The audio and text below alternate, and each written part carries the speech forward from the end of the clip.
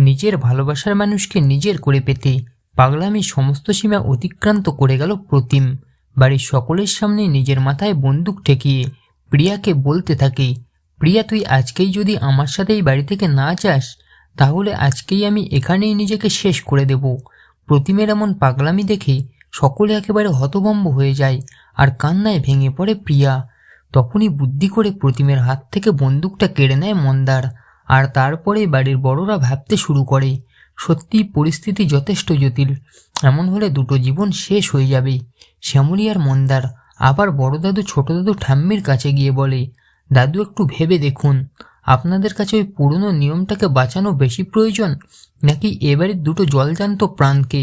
আপনাদের এই নিয়মের বেড়াজালে দুটো জীবন শেষ হয়ে যাবে দাদু। এই শুনে ঠাম্মি বলে, শ্যামলীর উপর প্রথমে আমার অনেক রাগ হয়েছিল ঠিকই, কিন্তু যা হওয়ার সেটা তো অলরেডি হয়েই গিয়েছে। এখন এই ছেলে মেয়ে দুটোকে আমরা তো জেনে শুনে চোখের সামনে শেষ হতে দিতে পারি না। আমার মনে হয় সত্যিই ভাবতে হবে।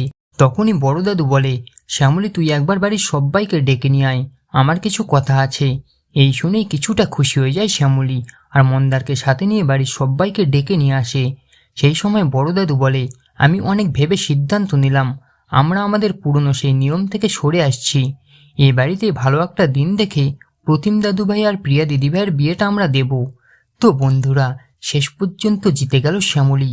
প্রিয়া আর প্রতিমের সম্পর্কটাকে মেনে নেওয়া হলো।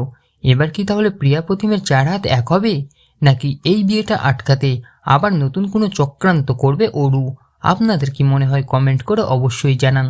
মূল ধারাবাহিক দেখতে হলে অবশ্যই চোখ রাখুন জি বাংলার পর্দায়।